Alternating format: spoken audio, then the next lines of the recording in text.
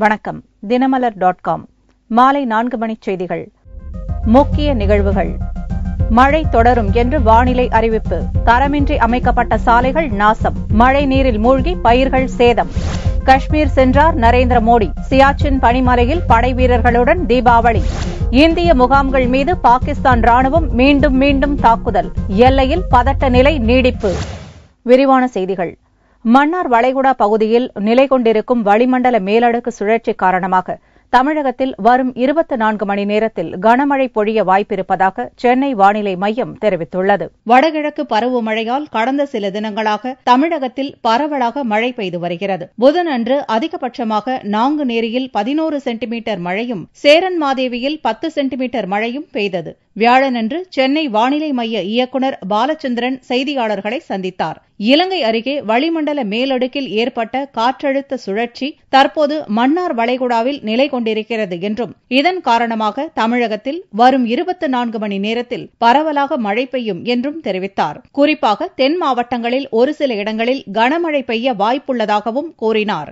வடகிழக்கு பருவமழை காரணமாக தமிழகத்தில் அதிக இடங்களில் மழை பெய்துள்ளது. கடந்த 24 மணி நேரத்தில் அதிகபட்சமாக நாங்குநேரியில் 11 சென்டிமீட்டரும் சேரன்மாதேவியில் 10 சென்டிமீட்டர் மழை பதிவாகியுள்ளது. நேற்று இலங்கை அருகே வளிமண்டலத்தின் மேலடுக்கு சுழற்சி தற்பொழுது மன்னார் வளைகுடாவில் பகுதியில் நிலை கொண்டுள்ளது. இதன் காரணமாக வரும் 24 மணி நேரத்தில் தமிழகத்தில் அநேக இடங்களில் மழை பெய்யும். தென் தமிழகத்தில் ஒரு சில இடங்களில் கனமழையும் ஓரிரு இடங்களில் மிக கனமழையும் பெய்யக்கூடும். வட தமிழகத்தில் ஓரிரு இடங்களில் கனமழை பெய்யக்கூடும். சென்னையில் வானம் மேகமூட்டத்துடன் காணப்படும் என்றும் சில இடங்களில் மழை பெய்ய வாய்ப்புள்ளதாகவும் பாலச்சந்திரன் தெரிவித்தார். தொடர் மழை காரணமாக தமிழகத்தின் பெரும்பாலான பகுதிகளில் போக்குவரத்து துண்டிக்கப்பட்டுள்ளதால் பொதுமக்களின் இயல்பு வாழ்க்கை பாதிக்கப்பட்டுள்ளது. தேனி மாவட்டம் போடி அருகே தமிழகம் மற்றும் கேரளாவை இணைக்கும் போடிமெட்டு சாலை உள்ளது. 17 கொண்டை ஊசி வளைவுகளை கொண்ட இந்த சாலை கனமழையால் கடுமையாக பாதிக்கப்பட்டுள்ளது. கேரள மாநிலம் மூணாறு செல்லும் இந்த சாலையில் வியாழனன்று மீண்டும் மண் சரிவு ஏற்பட்டது. 15க்கும் மேற்பட்ட இடங்களில் மண் சரிவு காரணமாக கேரளா செல்லும் போக்குவரத்து துண்டிக்கப்பட்டுள்ளது. வாகனங்கள் அனைத்தும் கம்பம்மெட்டு வழியாக மாற்றுப்பாதையில் இயக்கப்படுகின்றன. இதனால் கூலி வேலைக்கு செல்லும் தொழிலாளர்கள் கடுமையாக பாதிக்கப்பட்டுள்ளனர். இப்பகுதிகளில் பாறைகளில் வெடிவைத்து தகர்க்கப்படுவதே நிலச்சரிவுக்கு காரணம் என்று கூறப்படுகிறது. இதேபோல் தமிழகத்தின் பல்வேறு பகுதிகளில் தேசிய நெடுஞ்சாலைகளை தவிர்த்து அனைத்து சாலைகளும் மழையால் சேதமடைந்துள்ளன. திராவிட கட்சிகளின் ஆட்சியில் ஒப்பந்ததாரர்களாக கட்சியினரே வருவதால்தான் இதுபோன்ற சேதம் ஏற்படுகிறது என்று பொதுமக்கள் குற்றம் சாட்டுகின்றனர். சாலை பணிகளை முடித்தவுடன் அதை மறு ஆய்வு செய்தால்தான் உண்மை நிலவரம் வெளிப்படும் என்றும் பொதுமக்கள் குமுறுகின்றனர். இதே மழையில் தேசிய நெடுஞ்சாலைகள் பாதிப்படைவதில்லை என்று வாகன ஓட்டிகள் ஆதங்கப்படுகின்றனர். வடகிழக்கு பருவமழையால் போக்குவரத்து துண்டிக்கப்பட்டது இயல்பு வாழ்க்கையை கடுமையாக பாதித்துள்ளது.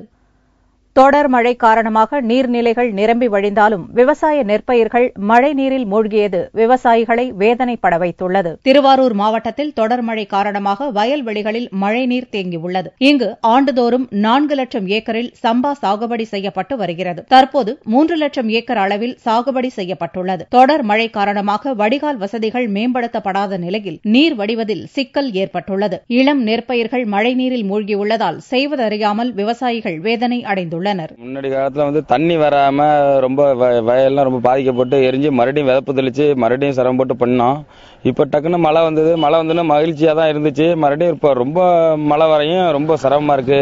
பயிரெல்லாம் முழுகிற நிலைமை இருக்கு. மறுபடியும் இழந்து மறுபடியும் நாங்க செலவு. திருவாரூர் மாவட்டத்தில் சராசரியாக 59 மில்லிமீட்டர் மழை கிடைத்துள்ளது. மழையால் விவசாயிகள் மகிழ்ச்சி அடைந்தாலும் வயல்வெளிகளில் தேங்கியுள்ள மழைநீரை கண்டு அச்சமடைந்துள்ளனர்.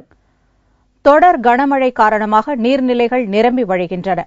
அணைகளில் ஏற்பட்டுள்ள வெள்ளப்பெருக்கால் கரையோர மக்களுக்கு எச்சரிக்கை விடப்பட்டுள்ளது. தேனி மாவட்டத்தில் பெய்து வரும் தொடர் மழையால் கும்பகரை அருவியில் கடும் வெள்ளப்பெருக்கு ஏற்பட்டுள்ளது. மழை பொழிவு நிற்கும் வரை கும்பகரை அருவியில் குளிக்க தடை விதிக்கப்பட்டுள்ளது. முல்லைப் பெரியாறு, வைகை, சோத்துப்பாறை மற்றும் மஞ்சளார் அணைகளின் நீர்மட்டம் மளமளவென உயர்ந்து வருகிறது. முழு கொள்ளளவை எட்டிவிடும் அணைகளிலிருந்து அதிக அளவிலான நீரை பொதுப்பணித்துறையினர் வெளியேற்றி வருகின்றனர். முல்லைப் பெரியாறு அணையில் வெள்ளப்பெருக்கு ஏற்பட்டுள்ளதால் கரையோர மக்களுக்கு வெள்ள அபாய எச்சரிக்கை விடப்பட்டுள்ளது. ஏற்பட்டுள்ளது. கரையோர பகுதிகளில் போலீசார் ரோந்து சுற்றி வருகின்றனர். கோவை மாவட்டத்தில் தொடர் மழையால் நொய்யல் ஆற்றில் வெள்ளப்பெருக்கு ஏற்பட்டுள்ளது. நகரில் உள்ள 4 குளங்கள் நிரம்பி வழிகின்றன. கடந்த 18ஆம் தேதியிலிருந்து தொடர்ந்து கோவை மாவட்டத்தில் பரவலாக மழை பெய்து வருவதால் நொய்யல் ஆறு சங்கனூர் பள்ளத்தில் மழை வெள்ளம் பெருக்கெடுத்துள்ளது. நொய்யல் ஆற்று வழித்தடத்தில் உள்ள 8 குளங்களும் வெள்ளப்பெருக்கால் நிரம்பி வழிகின்றன. குன்னூர், கோத்தகிரி, பில்லூர் அணைகளில் கடந்த ஒரு வாரமாக பெய்து வரும் மழையால் வெள்ள நீர் பெருக்கெடுத்து ஓடுகிறது. பவானி ஆற்றில் செந்நிறத்தில் வெள்ள நீர் பெருக்கெடுத்து ஓடுவதால் பவானி அம்மன் கோவில் மழை நீரால் மூழ்கத் தொடங்கியுள்ளது. பக்தர்கள் கோவிலுக்கு அனுமதிக்கப்படவில்லை. நெல்லை மாவட்டம் குற்றாலத்திலும் வெள்ளப்பெருக்கு ஏற்பட்டுள்ளது. வெள்ளப்பெருக்கை பொறுத்து சுற்றுலாப் பயணிகள் அனுமதிக்கப்பட்டு வருகின்றனர். இங்குள்ள ஆலங்குளம் ஒன்றியத்திற்கு உட்பட்ட ஊத்துமலையில் பெரியகுளம் கண்மாய் உள்ளது. சொக்கம்பட்டி கால்வாயில் கடைசி குளமான இங்கு மழைநீர் தேங்கியும் வியாழக்கிழமை காலையில் குளம் உடைந்து தண்ணீர் முழுவதும் வீணாகிக் கொண்டிருப்பதாக ஊத்துமலை விவசாயிகள் தெரிவித்தனர். காலையில் 6 மணி 7 மணிலிருந்தே நாங்க அடைச்சுக்கிட்டு இருக்கோம். இதுவரைக்கும் ஒன்னும் சரிப்படுத்த முடியல. நாங்களும் எவ்வளவோ முயற்சி எடுத்து பண்ணிக்கிட்டு இருக்கோம். வண்டி மூலியமாவோ ஆள் மூலியமாவோ வந்து நாங்க ஆள் வச்சு பைக் வச்சு மண் எடுத்து எல்லாம் பண்ணிக்கிட்டு இருக்கோம். காலையில இருந்து ஒரு 200 பேர்கிட்ட நாங்கள் வந்துகிட்டு இருக்கோம், போய்கிட்டு இருக்கோம். எப்படியாவது அடைச்சினுங்கிற உங்களுடைய முயற்சி. எங்களுக்கு இப்போ 14 வருஷம் ஆச்சு. 2000 குளம் பெருச்சு. 2000க்கு அப்புறம் குளம் பெருவல. நாங்க எப்படியாவது குளத்தை அடைச்சு எங்களுக்கு குளம் கண்டிப்பா இந்த நிலையில இருந்தா தான் நாங்க இன்னும் ஒரு 4-5 வருஷத்துக்கு எங்களால நிவர்த்தனம் பண்ண முடியும். வடகிழக்கு பருவமழையால் நீர்நிலைகள் வேகமாக நிரம்பி வருகின்றன. இவற்றை பாதுகாக்க நடவடிக்கை எடுக்க வேண்டும் என்று பொதுமக்கள் எதிர்பார்த்துள்ளனர். தீபாவளி பண்டிகையின் போது காஷ்மீர் சென்ற பிரதமர் மோடி சியாச்சின் பனிமலையில் ராணுவ வீரர்களிடையே உருக்கமாக உரையாற்றினார். தீபாவளி திருநாளை காஷ்மீரில் செலவிடப் போவதாக அறிவித்திருந்த பிரதமர் மோடி வியாழனன்று காலை விமானப்படை சிறப்பு விமானத்தில் சியாச்சின் சென்றார். ராணுவ தளபதி தல்பீர் சிங் சுஹாக்குடன் ஹெலிகாப்டரில் சியாச்சின் பனிமலையை மோடி ஆய்வு செய்தார். அதைத் தொடர்ந்து சியாச்சின் இந்திய முகாமுக்கு சென்ற மோடி ராணுவ வீரர்களுடன் கலந்துரையாடினார். கடும் குளிரை பொருட்படுத்தாமல் நாட்டை காக்கும் ராணுவ வீரர்கள் தம்மை பெருமிதம் கொள்ளச் செய்வதாக டுவிட்டரில் புகழாரம் சூட்டிய பிரதமர் மோடி தீபாவளி நாளில் துணிச்சல் மிக்க அந்த வீரர்களுடன் நேரத்தை செலவிடுவது தனது நல்ல அதிர்ஷ்டம் என்றும் தெரிவித்தார். உலகின் மிக உயரத்தில் அமைந்துள்ள போர்க்களம் என்ற பெருமையை பெற்றுள்ள சியாச்சின் பனிமலை கடல் மட்டத்திலிருந்து 18,875 அடி உயரத்தில் அமைந்துள்ளது. 2012ஆம் ஆண்டில் பனிப்பாறை சரிவில் சிக்கி 130 பாகிஸ்தான் ராணுவத்தினர் இறந்ததைத் தொடர்ந்து சியாச்சினிலிருந்து இரு நாடுகளும் ராணுவத்தினரை திரும்பப் பெறும் யோசனை முன்வைக்கப்பட்டது. பாகிஸ்தான் தரப்பிலிருந்து உறுதியான உத்தரவாதம் வரும் வரையில் சியாச்சினிலிருந்து ராணுவத்தை வாபஸ் பெறும் பேச்சுக்கே இடமில்லை என்ற நிலைப்பாட்டை இந்தியா எடுத்துள்ள நிலையில் சியாச்சினில் வீரர்களை மோடி சந்தித்து பேசியிருப்பது பாகிஸ்தானுக்கு விடுக்கப்பட்டுள்ள உறுதியான செய்தியாக பார்க்கப்படுகிறது. இதனிடையே பிரதமர் மோடியின் வருகைக்கு எதிர்ப்பு தெரிவித்து காஷ்மீரில் பிரிவினைவாத இயக்கங்கள் வியாழனன்று முழு அடைப்புக்கு அழைப்பு விடுத்தன. தீபாவளியை முன்னிட்டு கல்வி நிறுவனங்கள், அரசு அலுவலகங்கள், வங்கிகள் மூடப்பட்டிருந்த நிலையில் பிரிவினைவாதிகளின் அழைப்புக்கு ஆதரவும் எதிர்ப்பும் கலந்தே காணப்பட்டது. பேருந்துகள் குறைந்த அளவே ஓடிய போதும் கார்கள், ஆட்டோக்கள் வழக்கம் போல ஓடின. தலைநகர் ஸ்ரீநகரில் பெரும்பாலான கடைகள் மூடப்பட்டிருந்த நிலையில் மற்ற மாவட்டங்களில் கடைகள், வர்த்தக நிறுவனங்கள் வழக்கம் போல திறந்திருந்தன. ஆனாலும் அசம்பாவிதங்களை தவிர்க்கும் வகையில் காஷ்மீர் முழுவதும் பலத்த பாதுகாப்பு ஏற்பாடுகள் செய்யப்பட்டிருந்தன. ஜம்மு காஷ்மீரில் உள்ள இந்திய முகாம்கள் மீது திடீர் தாக்குதல் நடத்திய பாகிஸ்தான் ராணுவம் வியாழனன்று ஒரே நாளில் இருமுறை போர் நிறுத்த விதிமீறலில் ஈடுபட்டது. ஜம்மு காஷ்மீரின் சர்வதேச எல்லைக்கோட்டில் அமைந்துள்ள இந்திய ராணுவ முகாம்கள் மீது பாகிஸ்தானிய ராணுவத்தினர் தொடர்ச்சியாக தாக்குதல் நடத்தி வருகின்றனர். சம்பா மாவட்டத்தில் உள்ள ராம்கர் மற்றும் ஜம்மு மாவட்டத்தில் உள்ள அர்னியா ஆகிய இரு செக்டார்களில் உள்ள இந்திய நிலைகள் மீது வியாழனன்று அதிகாலையில் பாகிஸ்தானிய ராணுவத்தினர் சிறிய ரக குண்டுகளை வீசி திடீர் தாக்குதல் நடத்தினர். நள்ளிரவு 1 மணிக்கும் அதிகாலை 4 மணிக்குமாக அடுத்தடுத்து 2 முறை போர் நிறுத்த விதியை மீறி தாக்குதல் நடத்திய பாகிஸ்தான் ராணுவத்தினருக்கு இந்திய எல்லை பாதுகாப்பு படையினர் தக்க பதிலடி கொடுத்தனர். சண்டையில் யாருக்கும் உயிரிழப்போ காயமோ ஏற்படவில்லை என்று எல்லை பாதுகாப்பு படை செய்தி தொடர்பாளர் தெரிவித்தார். தீபாவளியை முன்னிட்டு பிரதமர் மோடி சியாச்சின் பனிமலையில் உள்ள இந்திய எல்லைக்கு வருகை தருவதற்கு சில மணி நேரத்திற்கு முன் பாகிஸ்தான் ராணுவத்தினர் வலிய வந்து இந்திய நிலைகள் மீது தாக்குதல் நடத்தியிருப்பதால் பதிலடி கொடுப்பதற்காக எல்லையில் இந்திய ராணுவத்தினர் உஷார்படுத்தப்பட்டுள்ளனர். சம்பா மாவட்டம் ராம்கர் செக்டாரின் நரியன்பூரில் உள்ள இந்திய முகாம்கள் மீது புதனன்று இரவு 8:30 மணி வாக்கில் தாக்குதல் நடத்தினர். இதன் மூலம் 2 நாட்களில் மட்டும் 3 முறை பாகிஸ்தானிய ராணுவத்தினர் போர் நிறுத்த விதிமீறல்களில் ஈடுபட்டுள்ளனர். அக்டோபர் துவக்கத்திலிருந்து பாகிஸ்தான் அத்துமீறி நடத்தி வரும் தாக்குதலுக்கு இதுவரையில் எல்லை கிராமங்களில் வசிக்கும் 10 அப்பாவிகள் கொல்லப்பட்டுள்ளனர். 13 வீரர்கள் உட்பட 95 பேர் காயமடைந்துள்ளனர். நெல்லை கடற்படை அதிகாரியின் ஊழலை வெளிக்கொணர்ந்த வீரரை மனநோயாளி என கூறி தாக்கியதாக அவரது மனைவி போலீசில் புகார் கொடுத்தார். விடிய விடிய நடந்த போராட்டத்தால் பரபரப்பு ஏற்பட்டது. திருநெல்வேலி மாவட்டம் விஜயநாராயணத்தில் இந்திய கடற்படைக்கு சொந்தமான INS கட்டபொம்மன் தளம் உள்ளது. இங்கு தனியார் நிறுவனம் இலவசமாக வழங்கிய தொலைக்காட்சி பெட்டிகளை விலைக்கு வாங்கியதாக கணக்கு காட்டியது, பராமரிப்பு பணி நடத்தாமலேயே நடந்ததாக பில் போட்டு பணம் எடுத்தது போன்ற பல்வேறு மோசடிகள் தொடர்பாக கடற்படை வீரர் சுனில்குமார் சாகு தகவல் அறியும் உரிமை சட்டத்தின் கீழ் தகவல் சேகரித்தார். இதை புகாராக உயர் அதிகாரிக்கு சுனில்குமார் அனுப்பி வைக்க கோபமடைந்த சிலர் அவரை கடுமையாக தாக்கினர். கடற்படை வளாகத்தில் உள்ள போலீஸ் மையத்தில் விசாரிப்பதாக கூறி சுனிலை கைதி போல நடத்தியுள்ளனர். ஒரு நாள் முழுவதும் சுனில்குமார் வீடு திரும்பாததால் புதனன்று இரவு கடற்படை வீரர்களின் இல்லத்தரசிகள் விஜயநாராயணம் கடற்படை தளம் வாயிலில் உட்கார்ந்து போராட்டத்தில் ஈடுபட்டனர். இரவு 9 மணி அளவில் உதவி கமாண்டன்ட் வந்து பேச்சுவார்த்தையில் ஈடுபட்டார். ஆனால் சுனிலை விடாதவரை போக மாட்டோம் என்று அனைவரும் நள்ளிரவு 1 மணி வரை போராட்டம் நடத்தினர். சுனில்குமார் அவங்கள கரப்ஷன் எதிர லெட்டர் அனுப்பியாச்சு. அதுக்காக அவங்கள பிஹைண்ட் த பார்ஸ் ஜெயில போட்டுருச்சு. யாருமே இவங்களை இன்ஃபார்ம் பண்ணல. என்ன ஆச்சு தெரியாது, ஒண்ணுமே தெரியாது. 8 மணி வரைக்கும் ஒண்ணுமே இல்ல, ஒரு இன்ஃபர்மேஷனும் கிடைக்கல. அதுக்கப்புறம் இவன் நம்ம கிட்ட அழுதி வந்துடுச்சு. நாம எல்லாமே ஹஸ்பண்ட் கிட்ட சொன்ன, ஹஸ்பண்ட் நாங்க ஒண்ணுமே பண்ண முடியாது அப்படி எல்லாமே சொல்லிட்டேன். நான் அவங்களுக்கு ஹெல்ப் பண்றது நான் அங்க கூட்டிட்டு போயுது.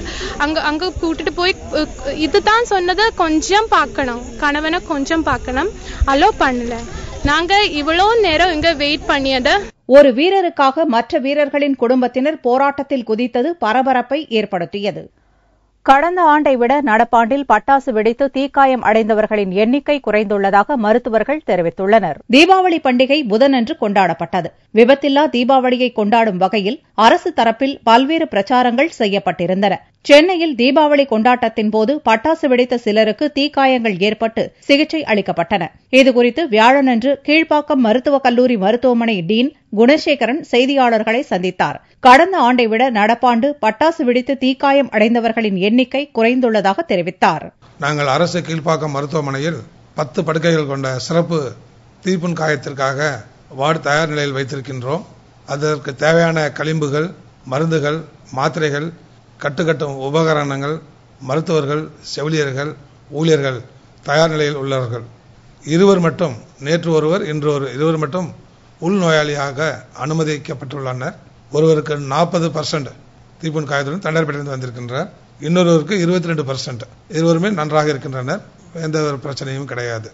பொதுமக்கள் அனைவரும் இதுவரை நீங்கள் எப்படி மிகவும் கவனமாகவும் தீப்புண் காயங்கள் வராமலும் மிக எச்சரிக்கையாக தீபாவளியை கொண்டாடினீர்களோ அதே போன்று வருங்காலங்களும் கொண்டாட வேண்டும் என்று உங்கள் அனைவரையும் நான் வேண்டி கேட்டுக்கொள்கின்றேன். கடந்த ஆண்டு தீக்காயம் ஏற்பட்ட 50 பேரில் 10 பேர் உள்நோயாளியாக அனுமதிக்கப்பட்டு சிகிச்சை பெற்றனர் என்பது குறிப்பிடத்தக்கது. தில்லி அருகே அரசு மருத்துவமனையில் தீக்காயமுற்ற இளம்பெண்ணுக்கு வார்டு பாயும் காவலாளியும் சிகிச்சை அளித்த கொடூர சம்பவம் நடந்துள்ளது. டில்லிக்கு மிக அருகே உள்ள நொய்டா உத்தரப்பிரதேச எல்லையில் வருகிறது. இங்குள்ள மாவட்ட மருத்துவமனையில் தீபாவளி விடுமுறையில் மருத்துவர்களும் நர்ஸ்களும் விடுப்பில் சென்றுவிட வார்டு பாய்களும் வாட்ச்மேன்களும் தற்காலிக டாக்டர்களாக மாறி சிகிச்சை அளித்துள்ளனர்.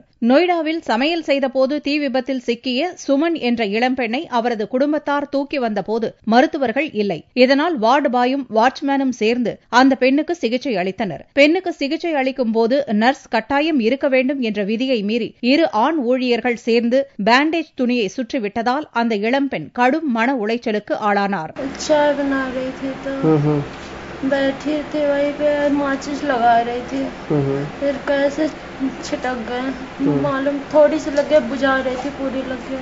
கற்பழிப்புகள், சாதி கொடுமைகளுக்கு பேர் போன உத்தரப்பிரதேசத்தில் அரசு மருத்துவமனைகளின் அவல நிலையை இச்சம்பவம் தோலுரித்து காட்டியுள்ளது.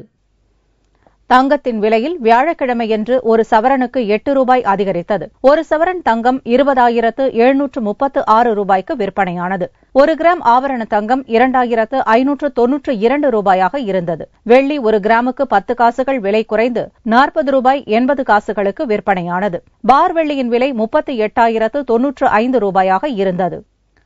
குழந்தைக்கு பெயர் சூட்டுவதைப் போல நாய்க்குட்டிகளை தொட்டிலில் போட்டு விழா எடுத்த விசித்திர சம்பவம் கரீம் நகரில் நடந்தது. குழந்தை பிறந்த சில நாட்களில் தொட்டிலில் போட்டு பெயர் சூட்டு விழா நடத்துவது இந்துக்களிடையே பாரம்பரிய பழக்கமாக இருந்து வருகிறது. ஆனால் தொட்டில் விழாவையே பார்க்காத பல ஏழை குழந்தைகள் நாட்டில் இருக்கையில் தெலங்கானா மாநிலத்தைச் சேர்ந்த தம்பதியர் தங்களது செல்ல நாய்க்கு பிறந்த குட்டிகளை தொட்டிலில் போட்டு பெயர் சூட்டு விழாவை நடத்தியுள்ளனர். கரீம்நகர் மாவட்டத்தைச் சேர்ந்த ரவி மகேஸ்வரி என்ற அந்த தம்பதியருக்கு குழந்தைகள் இல்லை.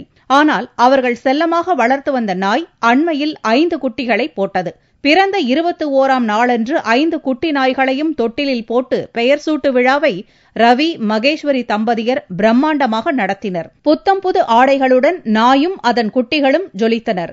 விழாவில் ரவி மகேஸ்வரி தம்பதியரின் உறவினர்கள் முதல் உள்ளூர் அரசியல்வாதிகள் வரை வந்திருந்து நாய்க்குட்டிகளை வாழ்த்தியதோடு பரிசுப் பொருட்களையும் கொடுத்து அசத்தினர். நாய்களையே குழந்தைகளாக பாவிப்பதால் வாரிசு இல்லை என்ற கவலை அறவே இல்லை என்கின்றனர் அந்த அதிசய தம்பதியர். மீண்டும் செய்திகள் இந்திய நேரப்படி இரவு 8 மணிக்கு. வணக்கம்.